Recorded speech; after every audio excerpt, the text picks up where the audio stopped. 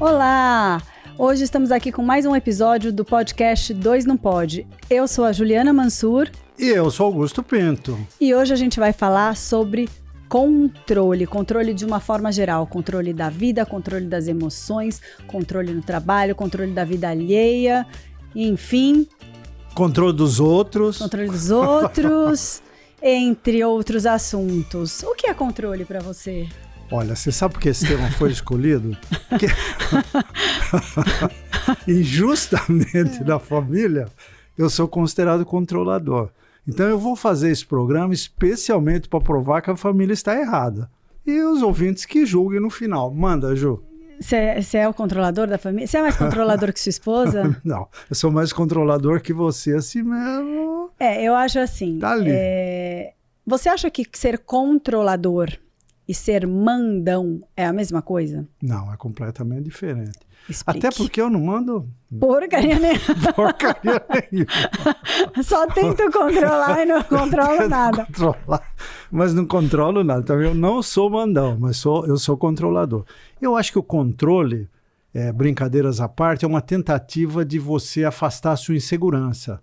Quando você se sente inseguro em relação a uma situação, você tenta controlar para ter as rédeas daquilo. Quando você tem medo de errar, você quer assumir o controle. Isso até certo ponto funciona. Para pequenas coisas, eu acho que ser controlador é bom, né? Tipo assim, o cara que tem uma responsabilidade diária no trabalho, chega no fim do dia, ele tem que entregar algumas coisas, tem datas, tem compromissos. Esse cara tem que ser controlador. Não, ele tem que ser organizado. Tem que ser organizado e controlar, porque só organizado não dá. A organização geralmente é no início, você organiza tudo bonitinho, aí você executa. E tem que ter um controle dessa execução. Quando você executa, você desmancha a organização, e aí o controle entra para você não perder o pé. Então esse cara tem que ser controlador. Agora, se ele quer controlar os imprevistos do trabalho, dançou. Aí ele virou o controlador no pior sentido, entendeu?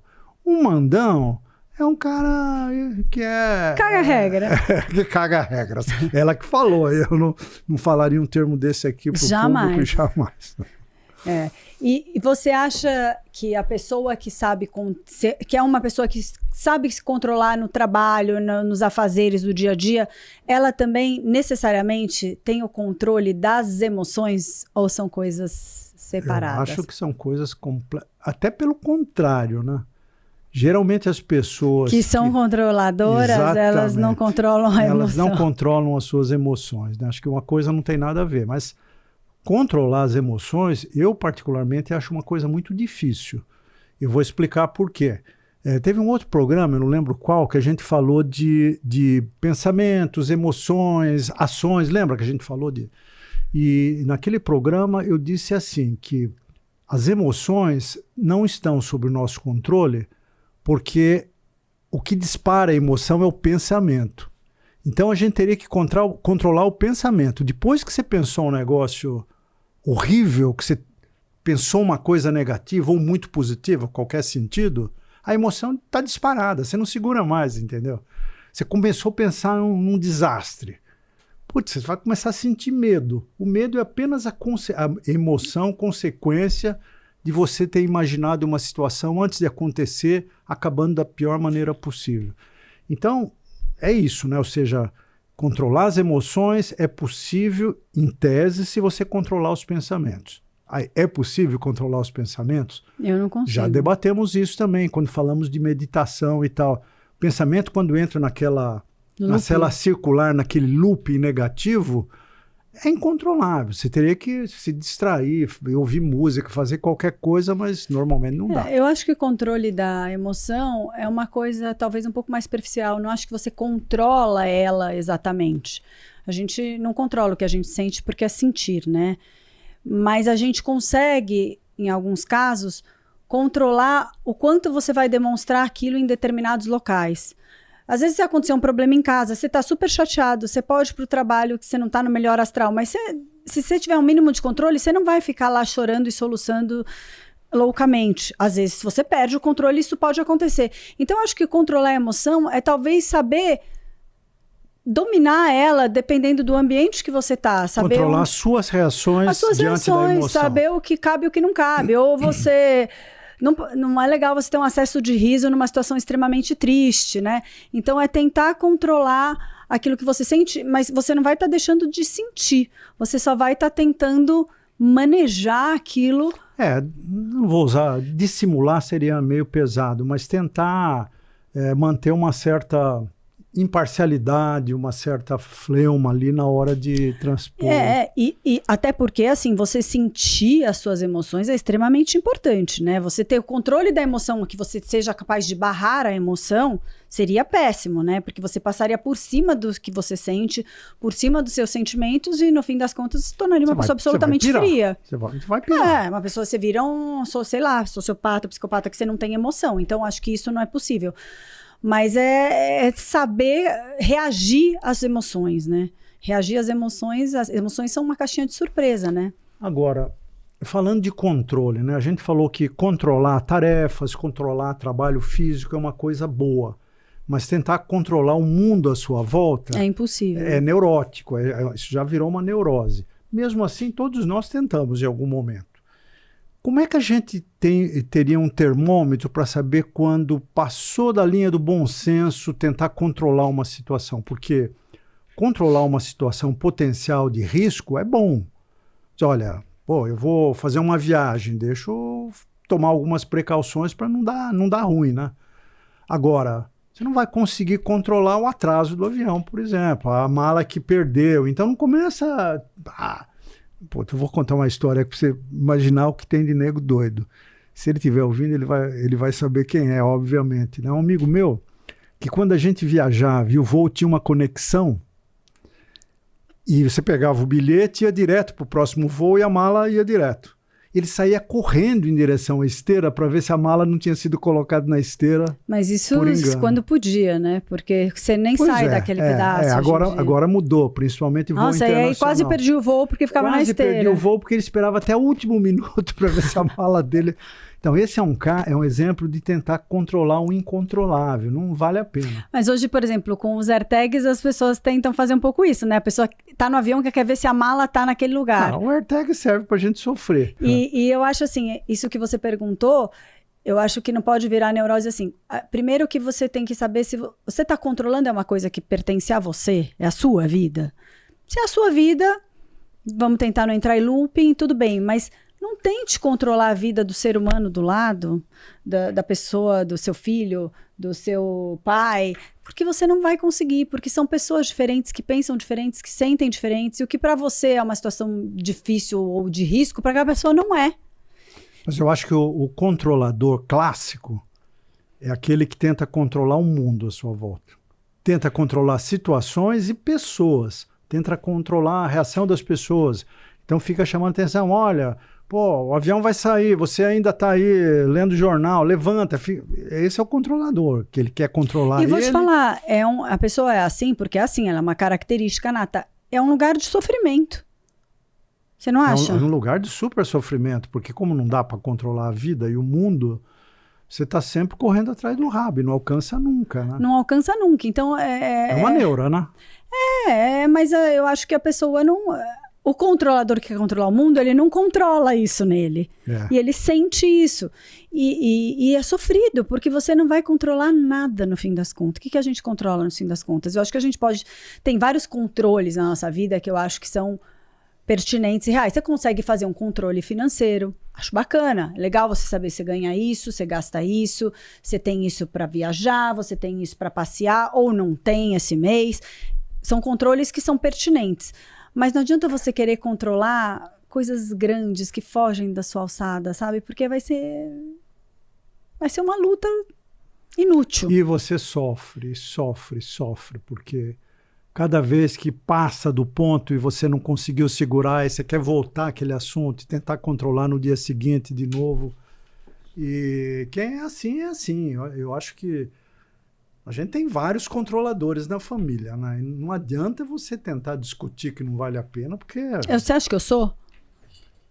Você tá mais para mandona Tô mais para mandona e teimosa do que controladora. Não acho. Que eu deixo o flow correr. Você é liberal na sua família, na sua empresa. Você não é controladora na sua empresa. Não. Mas você é mandoninha. Mandoninha sou, mas eu não sou controladora. O que é pior? Você mandão ou controlador? Mas eu sou uma mandoninha de coisas pequenas. Light, eu não né? tento mandar numa coisa que não me pertence. Verdade. Entendeu? Eu não tento ir lá impor que pai, você tem que fazer isso. Sou mandoninha assim, que tema vai ser o podcast, em coisas Você é que são inverso de mim. Eu pequenas. sou controlador, não mando nada. Você manda, mas não controla. É mais ou menos isso mesmo. Mas você acha que quem é controlador numa empresa vira centralizador? Olha, em primeiro lugar, o controle tem valores diferentes dependendo do cargo, né? Você pegar, por exemplo, vou pegar 2 exemplos extremos. Um CMO, o cara chefe de marketing, e um CFO, o cara chefe de finanças. Esse cara aqui de finanças como controlador é um mérito, é um valor muito grande. O cara que não deixa passar nada. Ser controlador em marketing é um déficit, é um negativo. Porque a criatividade não pode estar relacionada a controles, né? Então, entre o cara de marketing e o cara de finanças, você tem inúmeras funções diferentes, onde os graus de controle vão variar também. Por exemplo, um vendedor. Um vendedor, ele tem que ser tudo menos controlador. Se ele for controlador, ele não vende. Não é hora de vender isso aqui, deixa eu esperar. Não é assim que funciona. Toda hora. Um vendedor não pode ser controlador, um cara de marketing não pode ser controlador, um financeiro deve, um executivo principal, um CEO, não no nível do CFO, do financeiro, mas ele também precisa ser controlador, porque ele tem que entregar resultado para o acionista, para o cliente. Então, dependendo da função, o controle pode ser mais valioso, menos valioso, ele pode ser negativo num certo sentido, ele pode ser positivo em outro. Mas quando você vira centralizador, as coisas emperram, né? Porque às vezes você tem a sua forma de fazer e você quer que as pessoas façam da sua forma. E aí você centraliza, você não consegue passar as tarefas para os outros, você não consegue confiar que elas vão ser feitas. Pô, agora você colocou um termo aqui que dá uma bagunçada na nossa discussão, né? Porque a gente falou de controle, a gente falou de mandonismo. E agora centralizador. E agora centralizador. O centralizador não é nenhum dos outros dois, mas tem a ver com características. Os dois. Não, o mandão pode ser centralizador e o controlador também pode ser centralizador e ele pode não ser nenhum desses dois e só ser centralizador. Não, mas veja, não dá para ser centralizador sem ser mandão. Talvez. Não dá. É que o centralizador é um cara que, além de mandão, ele não confia nos outros. Então eu diria que o centralizador está mais para o mandão do que para o controlador. O controlador é um cara que pode estar até mudo, quieto, mas ele está checando tudo. Quanto entregou, atrasou, margem de lucro, está controlando tudo. O centralizador, ele chama a responsabilidade. Ou seja, é um mandão que não confia nos outros, ou seja, um mandão piorado. Que é um mandão que... Só que ele não vai dar conta de tudo. Claro que não. Que é impossível. Claro que não. O cara que vai pirar mais, eu acho que nessa tríade aí, é o centralizador, porque é um mandão sem noção. E quando a gente tenta controlar uma coisa, você acha que, no fundo, a gente quer que façam como a gente faria? 100% de certeza. Né? 100%? O que não necessariamente é bom, porque nem sempre aquilo que a gente faria é o melhor. É o que gabarita. Às vezes a pessoa que a gente está discordando e querendo que faça como a gente, ela está com a razão naquele momento e a gente quer que ela faça como nós de forma errada. Enjoei de ver isso. Eu estou vendo uma série, eu já falei dessa série para você. Quem não assistiu, assista. Chama-se... É um médico... O Milagre. Está no Max. HBO Max. E o médico autista, ele consegue enxergar os problemas de um cara na mesa de cirurgia mais rapidamente do que o cirurgião que tem mais experiência do que ele, que é o chefe dele. Então vão os dois para a mesa de cirurgia. O chefe, que é um as da cirurgia, melhor do hospital, e o cara que é um residente, mas que é uma fera intuitiva por ser autista.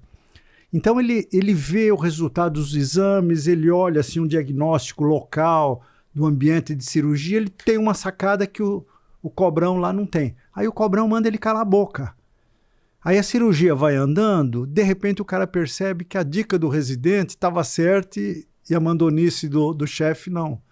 Entendeu? Então tem muito isso. Às vezes você está tentando mandar em cima de uma pessoa que sabe o que está falando, que está com a razão, E aí você impõe os teus galões, porque você é o chefe, ele é o subalterno.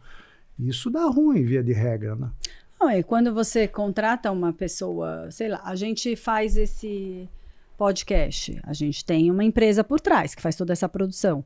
Se eles falam pra gente, olha, para fazer o podcast, o que funciona é isso, e a gente falar, não vou fazer nada desse jeito, não tem sentido eu ter parceria com uma pessoa que tem essa expertise.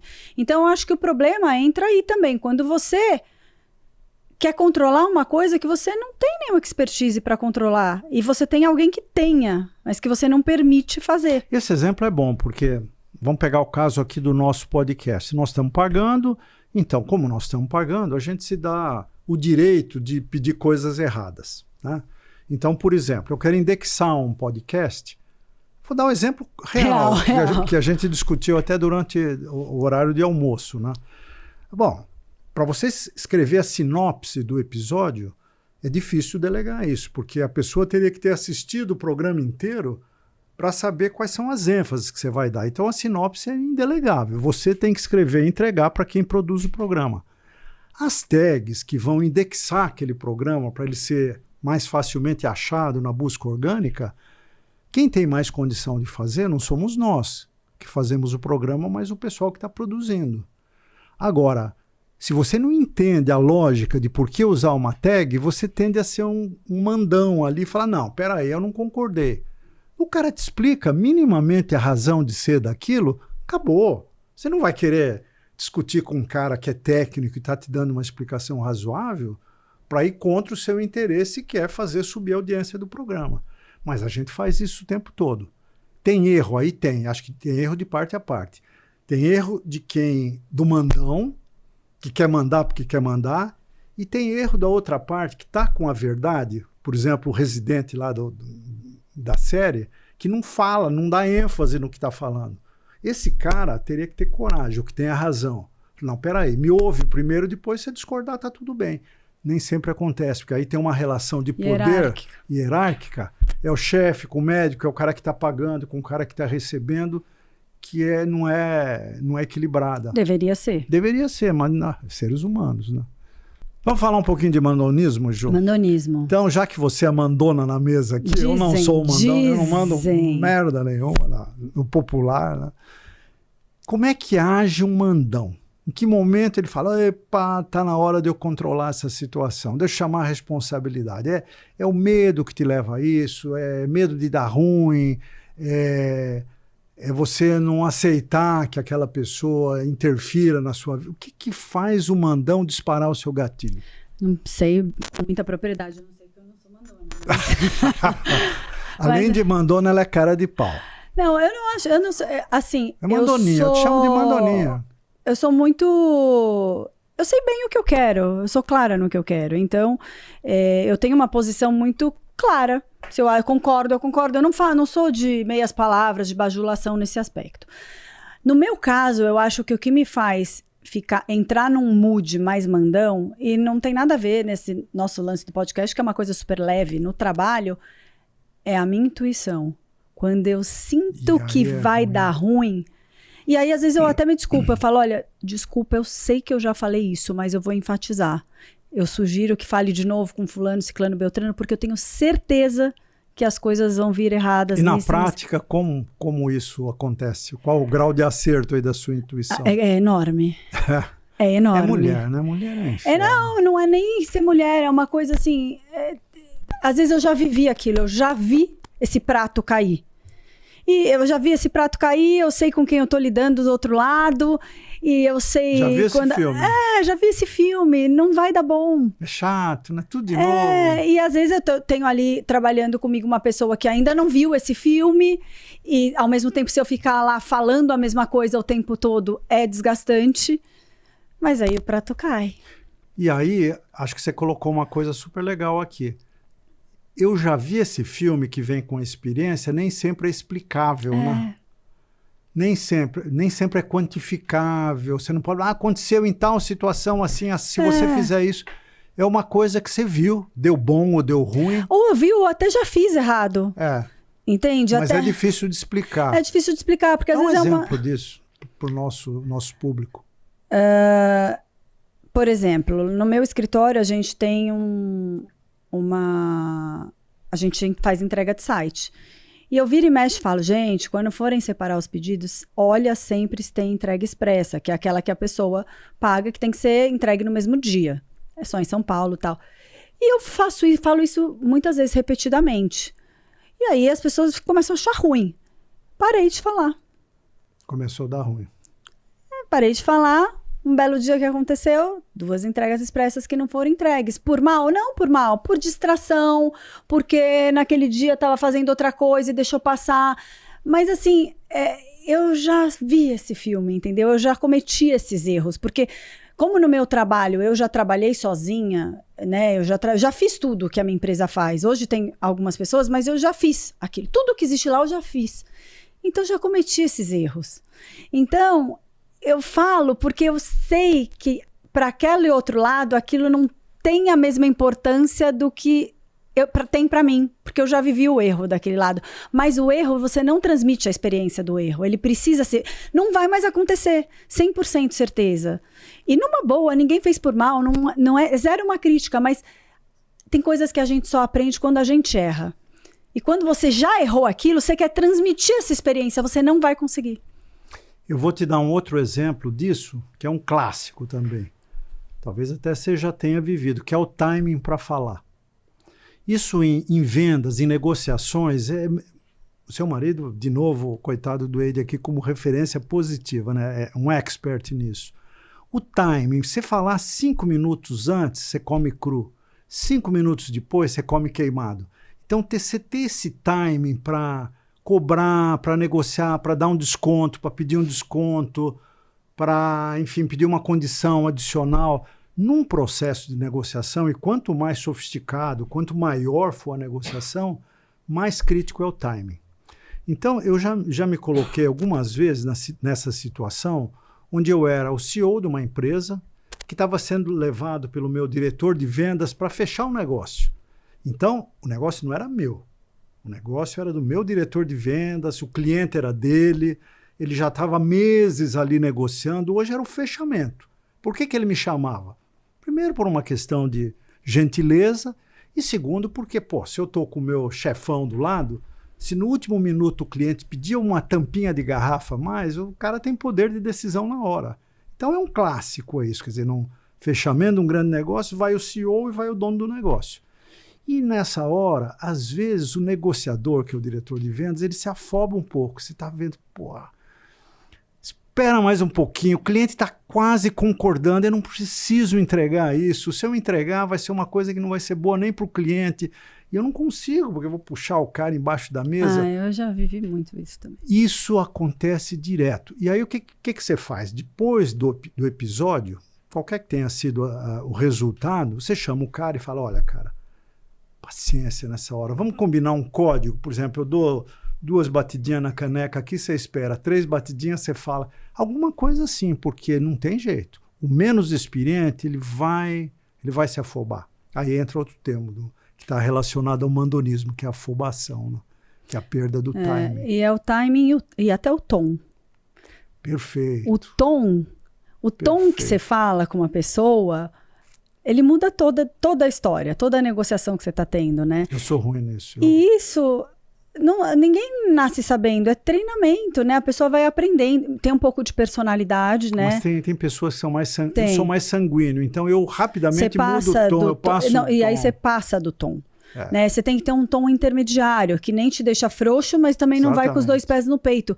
E esse equilíbrio é super difícil, né? Muito. E você, em contrapartida, você tem que deixar a pessoa que está fazendo aquele trabalho aprender esse tom. Para isso ela vai errar algumas vezes, né? Porque ninguém nasce sabendo até que ela chegue nesse ponto. Então, assim, eu acho que empresa é um lugar onde a gente consegue treinar muito essa parte de ser controlador ou ser mandão, porque você tem ali uma série de pessoas, né? Você tem que deixar, às vezes, o erro acontecer para depois colher os acertos, porque senão você nunca vai tirar de você aquilo. Ju, mas isso é dramático. Eu vou fazer uma imagem aqui para você entender. Você imagina um ângulo 360 graus num círculo, um ângulo de 1 grau. Legal? Então, eu estou aqui. Aí, durante a conversa, eu cedi alguma coisa, abri 1 grau. putz, 1 grau não é nada. 1 grau não é nada se for aqui, mas se você caminhar, esse 1 grau vai abrindo lá na frente. Se, por exemplo, o impacto de uma concessão é 30 dias, 1 grau não significa nada. Se o impacto da concessão é 5 anos... Putz, 1 grau é muito. 1 grau, a curva abre lá na frente, você pode ter 1 milhão, 2 milhões, sei lá o quê, de prejuízo, entendeu?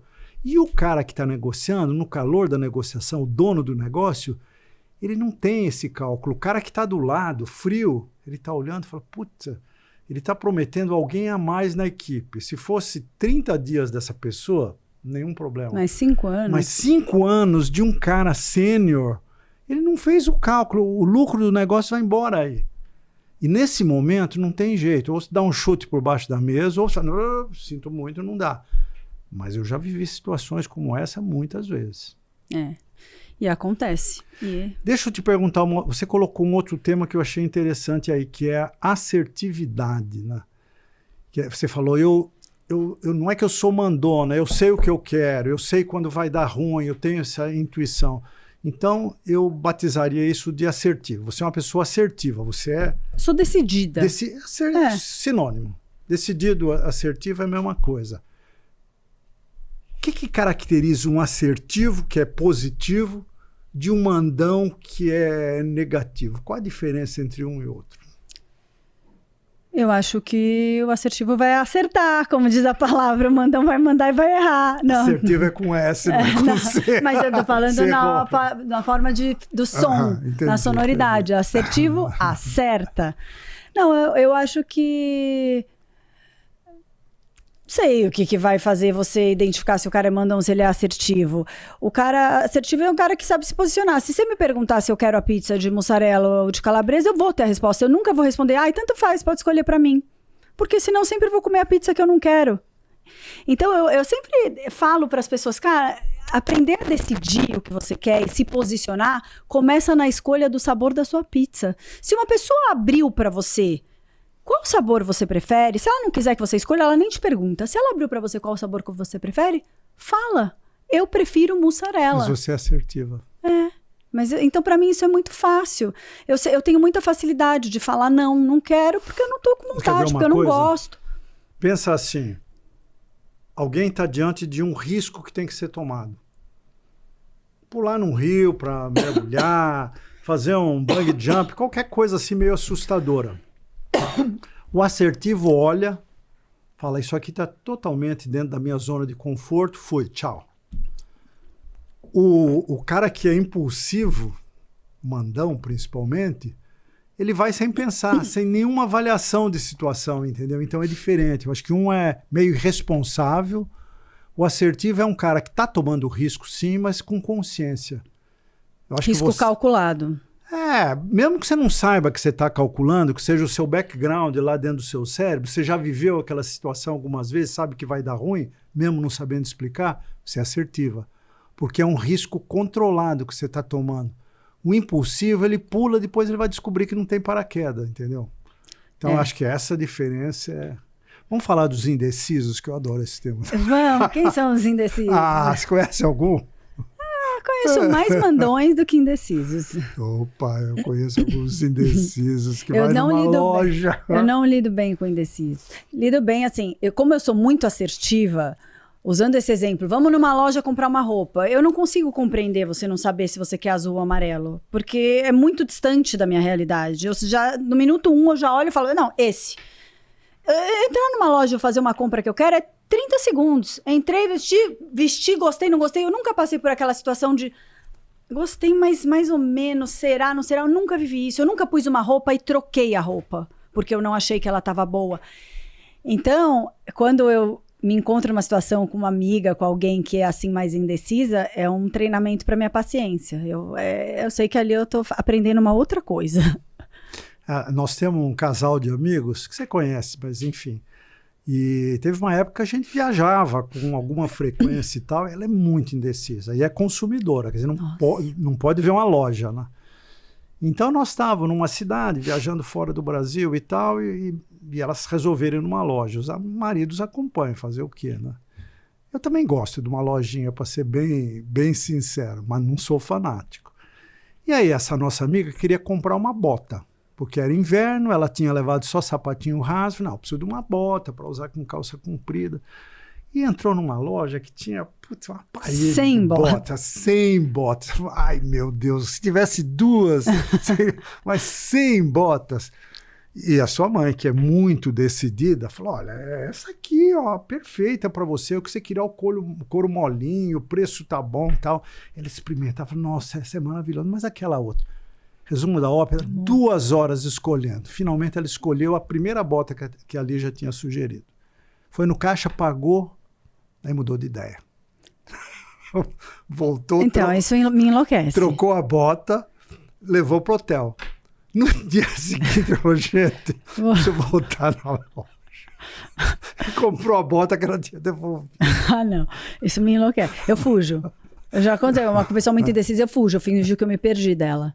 Mas olha, o exemplo de escolher sabor de pizza também é um clássico. Hein? É um clássico. Porque você tem 4 pessoas numa mesa, vão consumir uma pizza grande. E você tem um indeciso na mesa, não sai o pedido, pô. Não sai. Mas eu já tive situações reais que eu fujo. Eu finjo que eu me perdi da pessoa quando é muita indecisão, porque aquilo. Mas eu não posso fugir porque é um exercício para mim a paciência. Então. Mas é porque está muito distante do meu universo. Eu sou muito o oposto dessa indecisão. Deve ser difícil ser assim. Deve ser muito Sofrido, difícil, né? Porque vai e volta, nunca está satisfeito, nada anda. E você acha que a indecisão está relacionada ao tamanho da decisão? No caso da bota, não. Pois é um caso pequeno, mas... Eu acho que numa decisão grande existem mais coisas envolvidas, mais coisas em jogo. Eu acho mais aceitável que você tenha um período maior que você tenha que refletir. Mas em coisas pequenas... Posso te falar? Como eu sou mais velho que você, eu tenho mais retrovisor. O meu retrovisor diz que é o inverso. Que quanto menor a coisa, o indeciso fica mais indeciso. Quando é uma coisa grande, tipo comprar uma casa, não tem muito indeciso. O cara vai lá, ele viu a casa, gostou, cabe no bolso, acabou. Pode ser que ele tenha visto 10 apartamentos, até escolher um, falei, esse é dos meus sonhos. Agora, se é a cortina da casa que ele comprou, aí a pessoa lascou. Indecisa, ela compra, devolve, manda fazer, não gosta, é um inferno. É paradoxal, porque exatamente são nas coisas pequenas que o indeciso se enrosca. Então, o indeciso nunca é mandão? Eu acho que o indeciso é um cara que quer tudo. Como ele não pode ter tudo, ele fica, vai e volta. Aquele meu amigo queria comprar 100 botas, minha amiga. Não pode comprar 100 botas. Então ela fica, pega a primeira, pega a segunda, volta. É um cara muito... Sabe o cara que come? Eu sou assim para comida. Então eu sou indeciso para escolher o prato, porque na verdade, putz, eu vejo aquele carrezinha maravilhosa, mas aí tem uma paleta incrível. Indeciso é guloso. Você queria escolher o prato de várias pessoas para você experimentar todos. Isso me leva à indecisão, eu demoro para decidir, porque eu fico, e agora, quem sabe essa entradinha combina com o prato principal? O seu marido também. Não, meu marido pergunta a cor do molho. Então, a indecisão tem a ver com coisas pequenas e tem a ver com ambição. Você querer muitas coisas, não dá para ter, você fica pipocando entre uma coisa. Por isso que ocorre mais com coisas pequenas que grandes. Você não vai ficar pipocando entre 100 apartamentos, isso não existe. É que eu também não dou esse valor todo para essas coisas pequenas, sabe? Nessa situação, a bota para mim seria uma coisa... Você não é indecisa? Eu não sou indecisa. Então realmente eu não dou essa importância. Sou zero indecisa. Mas esse indeciso, ele pode ser controlador? Não, porque não vai decidir nada. Como é que você vai controlar sem decidir? Você trouxe uma coisa interessante. Não tinha pensado nisso, mas o indeciso não pode ser controlador. Como é que vai controlar? Você não consegue decidir, como é que você vai controlar alguma coisa? É o oposto do controlador, na verdade. E aí a vida dele é controlada pela maré dos outros. Agora, indecisão é uma coisa que eu acho que você trazer esse tema para o âmbito do trabalho, ela é muito mais perniciosa do que o controle, né? Porque o controlador, falamos aqui, se você é financeiro está tudo bem, se você é de marketing não está tudo bem, isso não é bom para você. Mas nenhum dos dois vai morrer se for um pouco mais ou um pouco menos controlador. Agora, a indecisão, um cara que tem que fechar um negócio indeciso... Fica embaçando. O que fica embaçando... Ele perde. Um cara que tem que definir o lançamento do novo produto, que tem que escolher Você vai lançar uma coleção nova da tua loja, tem um momento que você fala, vamos. Mas você sabe que às vezes eu tenho uma amiga que no trabalho ela não sei se ela é controladora, mas ela é bem firme no trabalho. E ela tinha uma pessoa que trabalhava com ela que, cara, ela tinha que corrigir, não trabalhava direto, mas indireto, e ela tinha que corrigir tudo. Tudo estava meio errado, ela ia lá, interferia para que as coisas acontecessem. E ela estava enlouquecendo com isso. Eu falei, você precisa deixar o prato cair.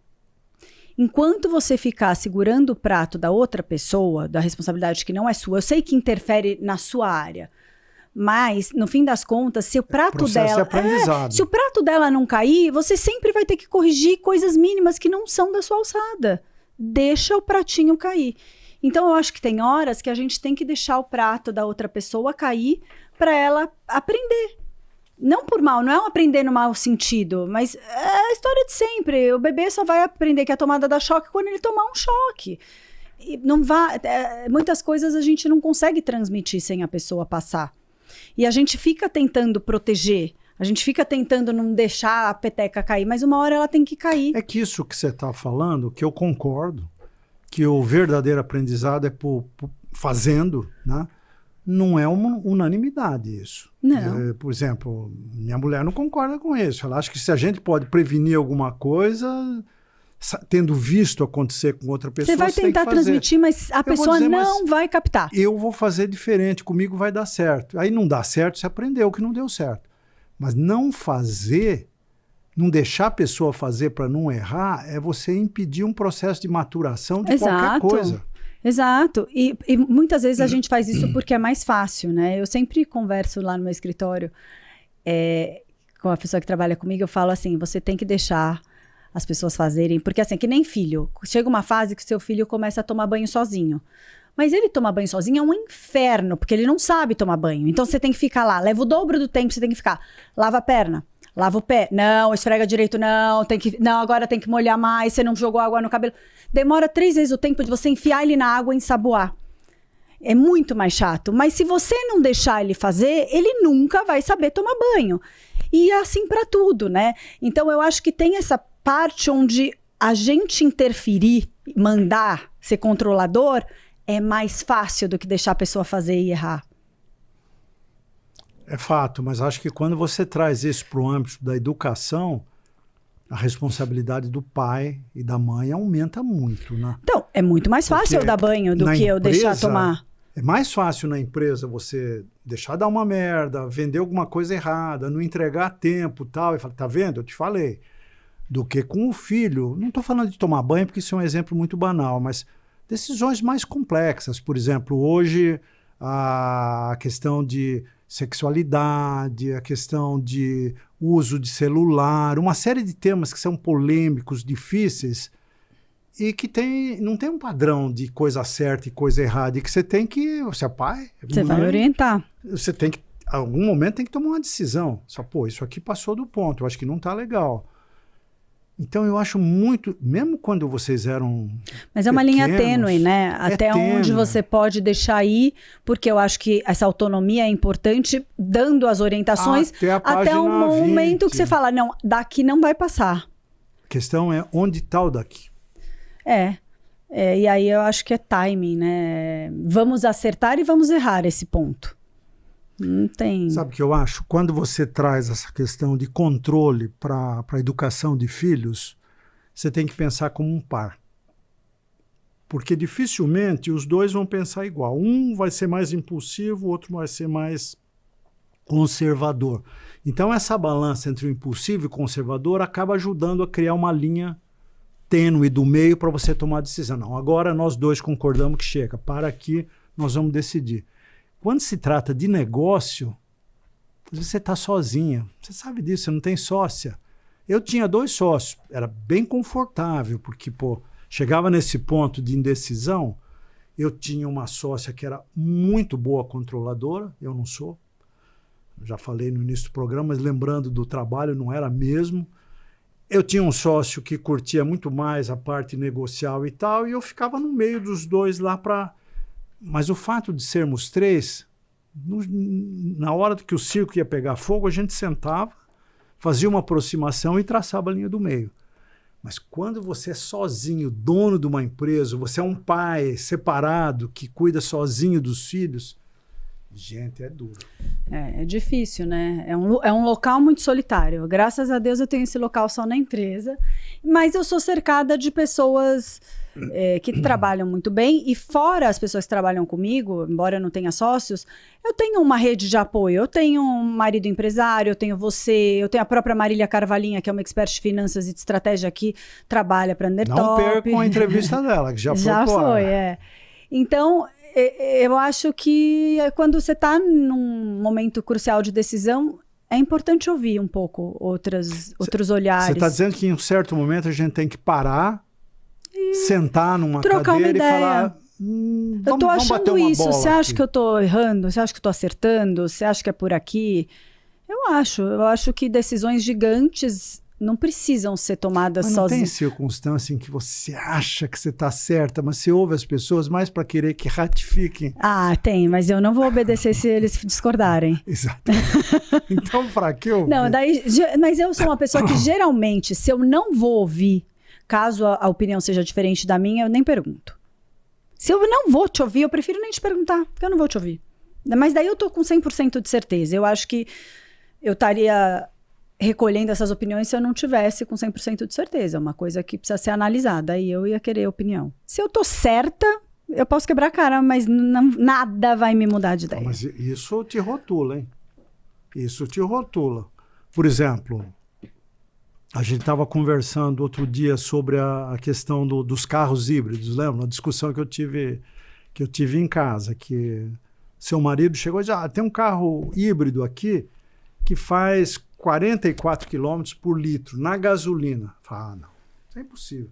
Pô, eu tive na loja, eu vi. Não vem me rotular igual a você, porque a pessoa está te falando que foi hoje na loja te apresentando uma reportagem. Eu sei, mas cara, não é possível que um carro chinês faça 44 km por litro e uma Mercedes-Benz, uma Volvo, nenhum deles faz 20. O outro faz mais do dobro. Falei, não, deve ser a gasolina mais o elétrico. Não, o elétrico, você pode desligar o elétrico. Só na gasolina ele faz 44. Aí eu não estou convencido. Enquanto eu não enxergar alguma coisa escrita... Não, assim, ele te mostrou escrito. Aí eu me convenci. Não se convenceu. Não. Aí já é teimosia. É teimosia. E eu acho que a teimosia é uma coisa... Vamos falar de teimosia, então. Teimosia é uma coisa perigosa. Eu acho teimosia perigoso, porque eu acho que às vezes a gente quer uma coisa. A gente começa querendo. E chega um ponto que isso vira uma vaidade, uma teimosia, uma coisa que você quer porque você quer. Para de ter uma lógica, um motivo, e você só quer porque quer. E vira só para alimentar o seu querer. Uma teimosia mesmo, uma vaidade. Ganhar a discussão. Isso eu acho péssimo. Isso eu acho que perdeu a lógica, não vejo razão de ser. Mas eu acho que isso acontece com todo mundo em algum momento. Mas quando tem uma coisa que é assim, gritantemente diferente daquilo que está arraigado na sua cabeça, a gente se debate para aceitar aquela realidade. Esse exemplo que eu dei é clássico. Quer dizer, até hoje, para mim, nunca existiu. Um carro maravilhoso é um carro que na cidade faz 10, 12 km por litro. Um carro pequeno, econômico, faz isso em São Paulo. Aí chega um outro que fala uma banheira SUV faz 44 por litro. Não, tem erro. O cara mentiu para você, você leu errado. Não me conformo. Então não é teimosia, que é tão gritantemente discrepante. Nessas horas Nessas horas sim, mas você nunca... Você acha que... Você já não viu situações onde a pessoa quer por querer? Querer. Virou... Você nem quer mais, mas virou uma questão de honra. Virou birra. O Pedro é assim, ele quer, quando ele cisma que ele quer, mas ele quer uma criança, né, adolescente, não é birra, ele quer vencer a discussão, ele já nem sabe mais o que ele está discutindo, mas ele quer vencer a discussão. Mas tem uma hora que vira vaidade, aí eu acho que a pessoa tem que perceber que, cara, eu quero isso, por que eu quero isso? Por quê? Não vai ter porquê, porque é só teimosia. Você vê que coisa legal, você pega o ciclo de maturidade da vida, as duas pontas são teimosas e birrentas. O jovem e o velho. O velho, depois de uma certa idade, vira... Não estou dizendo que eu seja assim, mas eu vejo, é comum você ver pessoas já no fim da vida se tornam turrões, eles não querem aceitar coisas que mudaram, porque principalmente pessoas que se apegam ao passado, que não querem aceitar o mundo mudando todo dia, se tornam teimosas, turronas. Aí não quer nem ver, eu não quero nem ouvir falar disso aqui porque eu não aceito. Isso é teimosia pura. É igual criança. Então... Isso é péssimo, não quero nem ouvir falar porque eu não aceito, porque você não quer nem conhecer. Você não quer nem ouvir as variáveis para talvez tomar uma decisão. Você já toma uma decisão sem ouvir. Aí você está tomando uma decisão por quê? Baseada em quê? Você não quer nem ouvir. E você acha que a gente é controlador apenas por insegurança ou tem outros defeitos de fabricação que levam a gente a ser mandão, controlador? Eu acho que tem gente que é controlador por... Eu acho que sempre passa pela insegurança, mas às vezes é uma vaidade, é uma coisa hierárquica. Quer ver um controle? Que é vaidade também. Que é vaidade. Por exemplo, segurança na porta de boate. Nossa, esse é um clássico. Ele, de repente, ali, ele tem um poder que talvez ele não tenha tido em nenhuma oportunidade, ele quer exercer aquilo, e aí ele perde a mão, porque ter aquele poder não significa ser superior, e aí ele se coloca ali com um ar de superioridade. Então, eu acho que, às vezes, as pessoas se perdem nisso. Quando elas têm algum poder na mão, não significa que elas têm que se colocar num ar de superioridade em relação às outras pessoas, e às vezes acontece. Mas que, no fundo, também é uma insegurança. É total. Isso é comportamento padrão de policial. Qualquer policial... não existe uma batida policial gentil. Não existe. Eles são agressivos, são arrogantes, são duros. E é terrível, porque, por exemplo, nada contra a polícia, mas eu acho que essa arrogância da polícia é inversamente proporcional ao poder de quem foi parado. Se ele para um bacana numa Ferrari, ele vai ser maneiro, ele vai ser mansinho, porque ele tem medo das consequências de dar uma carteirada ali. Mas se ele pega um coitadinho lá que está com um carrinho caindo dos pedaços, esqueceu o documento em casa, nossa, ele tratora o cara, passa por cima. Então isso é que é cruel, que nesse momento é um humilde passando por cima de outro humilde. Mas aí será que também não é porque está acostumado a lidar com bandido? Eu não sei, eu não sei falar Eu acho desse que lugar. sempre que você dá poder para alguém que não está totalmente preparado para o poder, ele vai exorbitar. E é perigoso. O poder é muito perigoso. O poder se tem que preparar. Por exemplo, isso numa empresa, hein? O cara que tem pós-graduação, MBA, cara de altíssimo nível. Mas, você dá o poder para o cara antes da hora, ele se torna um tirano. E assim, por isso que criança não tem o poder, por isso que adolescente não tem o poder. Tem um aprendizado. As duas pontas são onde tem a teimosia, o mandonismo. E não tem o poder. E não tem o poder. E nas duas pontas você não tem o poder. Aqui no meio que o poder está distribuído, eu estou pensando nisso agora, não tinha refletido sobre isso. Mas eu acho que parte da atitude arrogante, de mandão, de querer ter a razão, tem a ver com a disputa pelo poder. Porque o poder é uma coisa muito escassa, né? Dentro de uma empresa, por exemplo, o poder é disputado a porrete. Então, parte da teimosia, da tentativa de provar que eu estou certo e você está errado, é disputa por poder.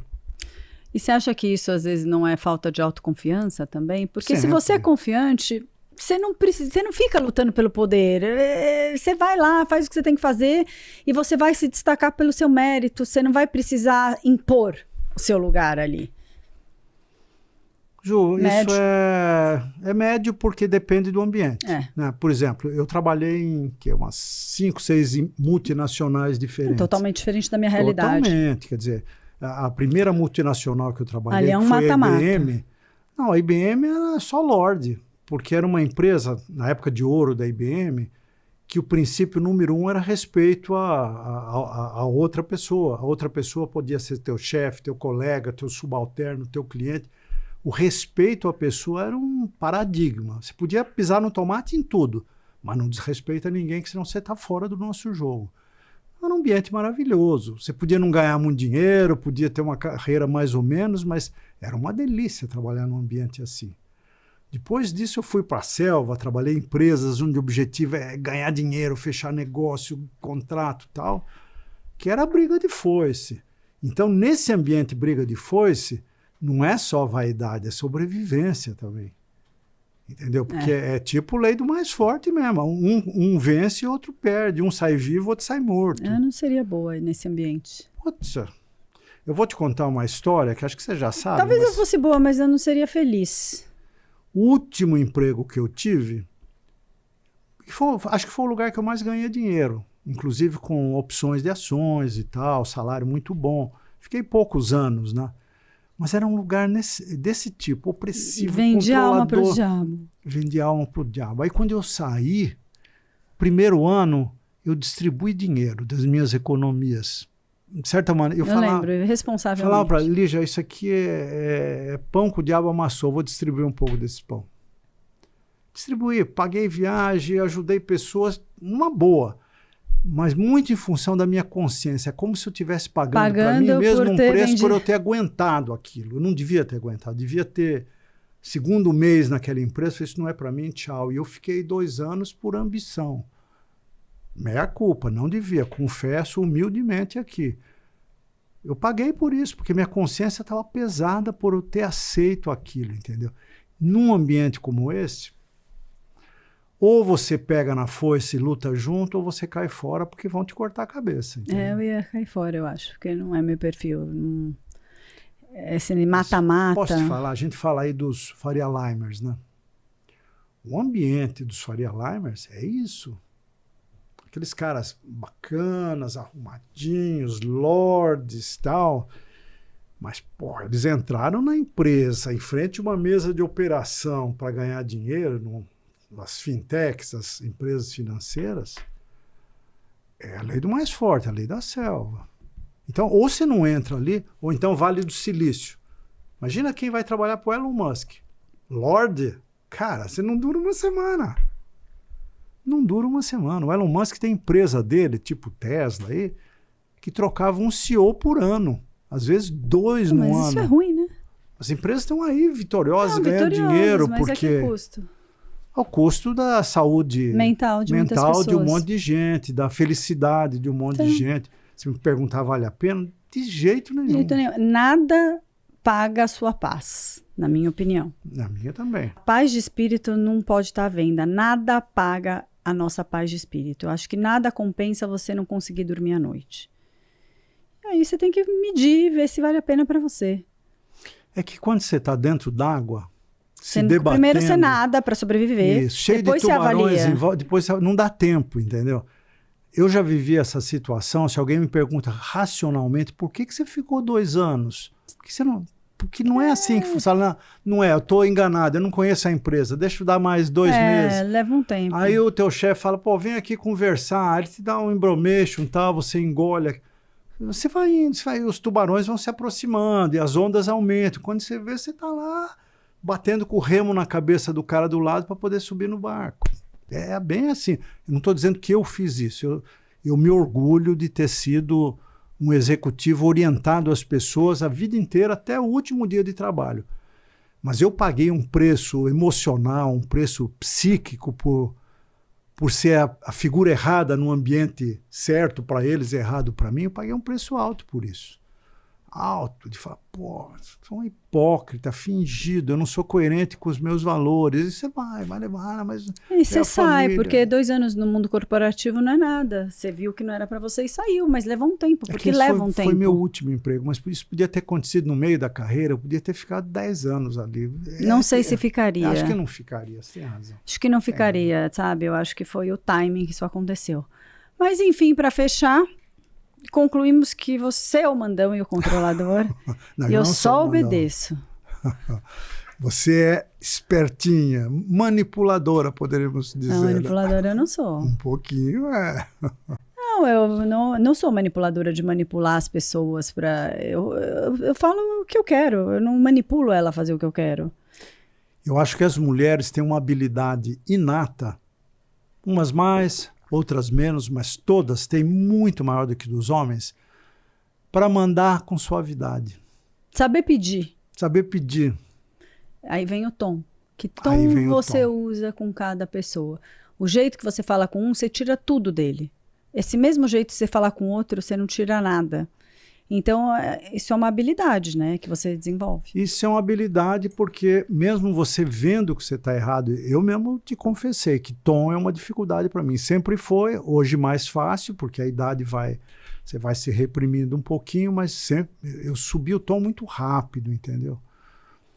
Eu me lembro, quando você nasceu, essa você não sabe, vou te contar uma história antiga aqui. Você nasceu e eu peguei sua certidão de nascimento e fui na IBM para incluir você no plano de benefício, seguro-saúde, essas coisas, né?